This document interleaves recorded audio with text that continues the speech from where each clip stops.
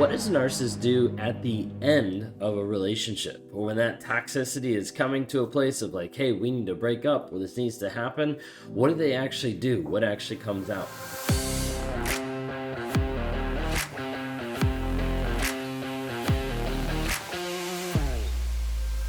If you guys are new here, my name is Ben Taylor. I'm a self-aware narcissist on this channel to provide awareness, growth, healing, and change. I'm the founder of Raw Motivations, the creator of the NARC app, and your guide in the 45-day Clarity Challenge, which you can join us at claritychallenge.net.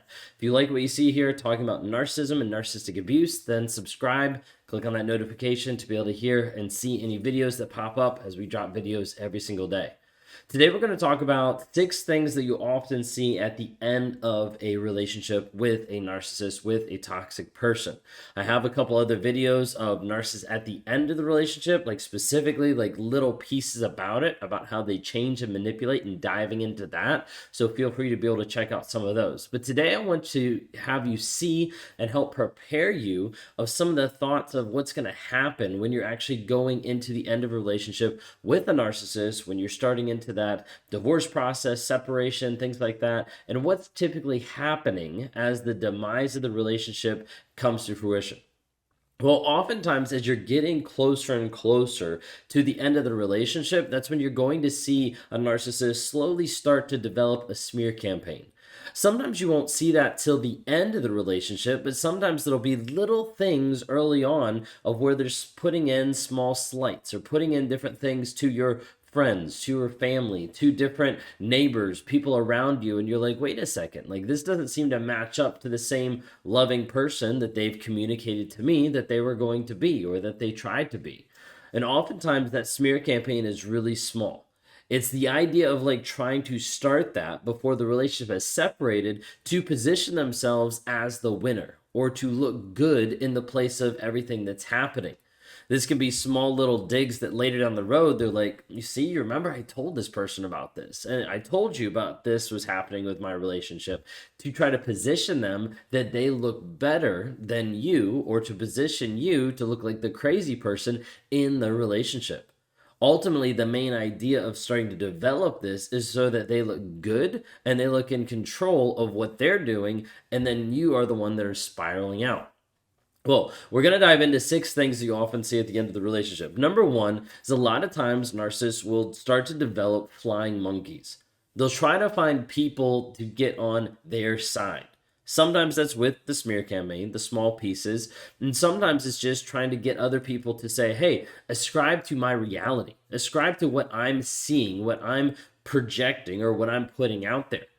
For me, a lot of times in the work environment, I would normally want to bring people onto my side so that I would make sure that I get them to be able to follow me versus someone else's idea.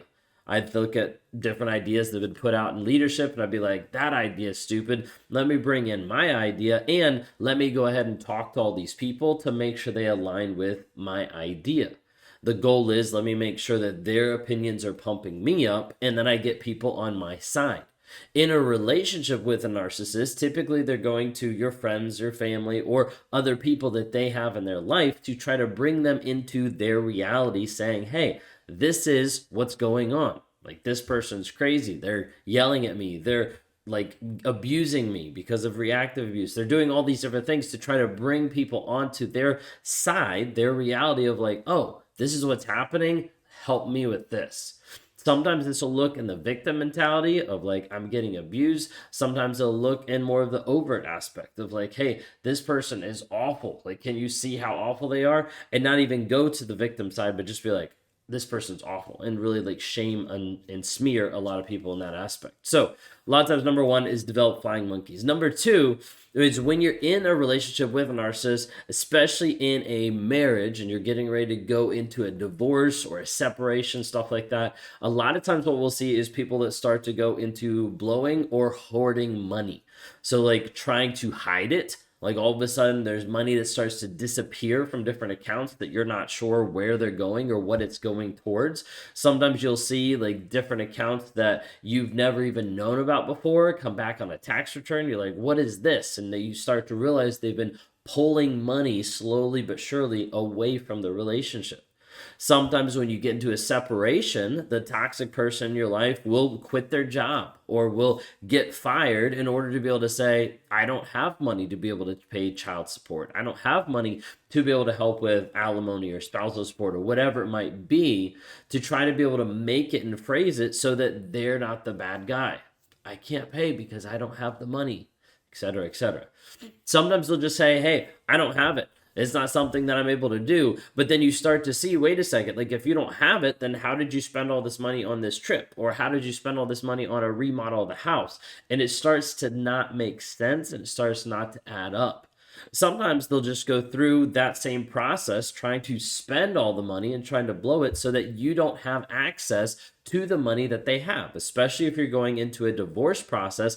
The goal is, hey, let me go ahead and get rid of it. That way I can say I don't have it, and that way you don't have access to it. Because at the end of the day, the big aspect of narcissism is control. Of I have to control what's happening, and if I can't, I'm going to at least control, I'm getting rid of the money so that you don't have access to it, so that I win. A lot of times when people are going into a relationship like this and trying to work through this process at the end, you have to figure out what you need to do legal-wise to put a freeze on some assets or some housing or some different pieces to make sure that they're not just blowing all the money and you're not getting anything when that is your rightful due based on divorce, whatever it might be. Okay, so oftentimes they'll develop flying monkeys, they'll blow or hoard a lot of the money. Third one, a lot of times we see in the relationship and at the end of the relationship is still the same, which is blame shifting. The idea that the narcissist cannot be wrong. Like, I don't want to be wrong. No matter what, I can't be wrong. That's why I would never even say I was wrong. It was something that didn't seem possible to come out of my mouth. I had to be the victim. It was always all your fault, not my fault. It was always your fault. So at the end of the relationship, that just keeps ramping up. Is even like the relationship, its demise is your fault. It has nothing to do with me. Yes, I cheated on you, but that was because of you. Yes, I lied to you, but that was because of you. It's always turning around and putting it back on you, making it seem like it is your fault no matter what. The end of the day, the blame has to sit on you, cannot sit on the narcissist. This is why a lot of times you'll have a narcissist that'll say, hey, this is your fault. And then they take it and they package it up in a different aspect. And they're like, okay, maybe it's not just your fault. Maybe it's our fault. Maybe it's something that, maybe it's not just me. Maybe it's not just you. Maybe it's us together. That has never changed the actual thought process of the blame is still all going on you. So develop flying monkeys. They'll either blow or they'll hoard the money or they'll blame shift.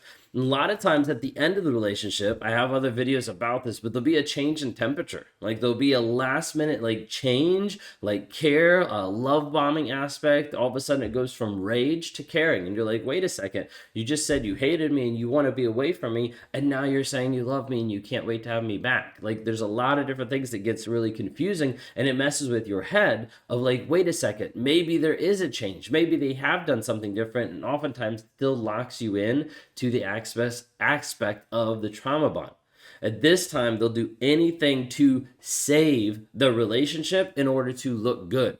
This is when I'll be like, hey, I'll go to counseling, I'll go to therapy, I'll fix this kind of a thing on my side. And then when you're like, no, I'm still leaving. Well, I tried, but they didn't listen. And so it's all a way to be able to flip it around so I don't feel bad about myself. The other aspect is they'll start to guilt trip you of hey, I tried, so therefore it's your fault. So I'm going to guilt trip you because you now are the one that's rejecting me. You're the one that's pushing me away. You're the one that's leaving me, that's abandoning me, that's hurting me because you're doing all this instead of thinking about our family or instead of thinking about our kids or whatever it might be. It has to be able to flip of okay, I tried, you rejected that, now I'm going to guilt trip you. What about me? What about the kids? What about when I needed you? You're leaving me when I'm at my worst. All these different types of things a lot of times will come out when the narcissist at the end of the relationship is trying to guilt trip you into trying to control you, into trying to make you stay. Not because they want you to stay, but because it makes them look better to other people that they actually tried. The last one that we have here that I labeled is post-separation abuse.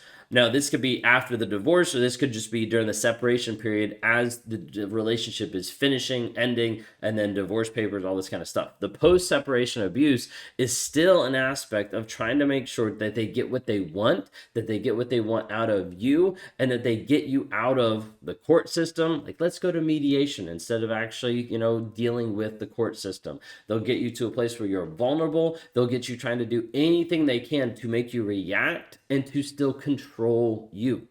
The thing is, a lot of times they're going to continue to bring things up to you to either control you or to distract you from the actual things that are happening. So typically we won't see like, hey, we're at the end of the relationship, like, hey, let's part ways and we're done. You don't see that. You still see a continued effort to manipulate, to control, and to poke you enough so that you react to the point where they can still twist it in their minds that they're in control, that they're better, that you're crazy, whatever it might be. If any of this has resonated and you want some more information or you just want some more help along this journey, please visit us at narcapp.com. It stands for Narcissistic Abuse Recovery Community, NARCAPP. That is an app that we've developed and built to be able to help people on their journey of getting away from toxicity and getting away from a narcissistic person. There's people inside there to help you with community, with courses, with advice, with accountability, with weekly lives, with check-ins, all different types of things to help you on your growth, on your healing journey. So check it out at narcapp.com.